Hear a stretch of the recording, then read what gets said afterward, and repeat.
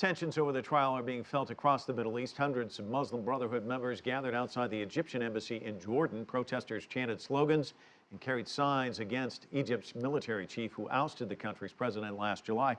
And in Gaza, protesters also filled the streets to show their solidarity.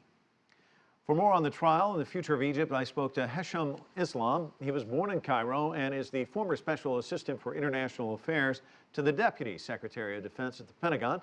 I asked him if Morsi's trial is igniting more volatility in an already unstable country.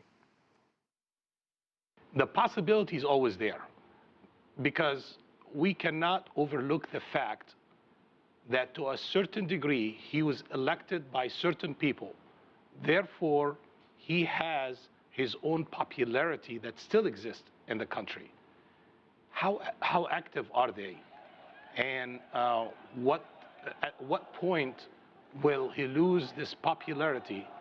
And at what point will those people turn their back and go away from supporting Morsi or Mohamed Morsi? That is remain to be seen.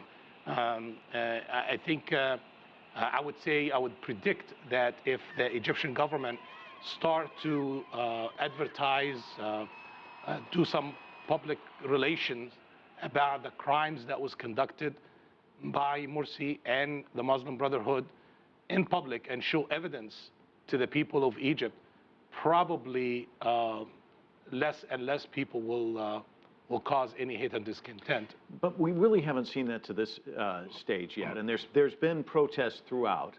Is this likely to create more protest among the Muslim Brotherhood, who continue to say, look, this guy was elected, freely elected, and then yanked from office? Your statement is correct if you take it for face value, but there is more to it than just that. From the time that Morsi moved to the palace, the presidential palace, till the time he was removed from the presidential palace, which is within 1 year from the time he was freely elected by the people, supposedly by the people of Egypt. The Egyptians have not seen any improvements. Their life have not been enhanced. None of them had gained prosperity, or their well-being was never improved in a sense. So the fact that he lost that chair, he really has no one to blame but himself and his close circle of advisors from the Muslim Brotherhood. What needs to happen in Egypt for it to get back on the right trajectory at this stage? Many things. I would say the first thing, and most of all, is the Constitution. The Constitution has to be drafted. The Constitution has to be voted on and to be implemented. A new election.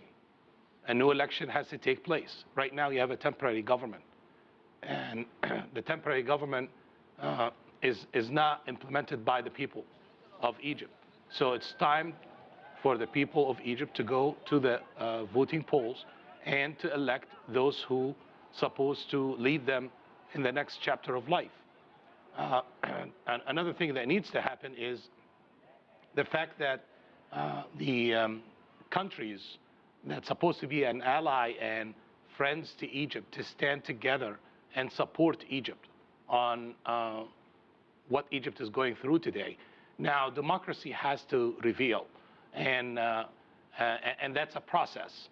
But it's going to require probably many countries together to engage with the Egyptians, with the Egyptian government, whether the temporary government or the new government, newly elected government, and help them to shape their own form of democracy. And that's very important. You know, your democracy may not be my democracy, but at the end of the day, at least as long as we have the framework of democracy, then that's the important thing. Hesham Islam, always a pleasure. Thanks so much for coming in. Thank you. Thank you for having me.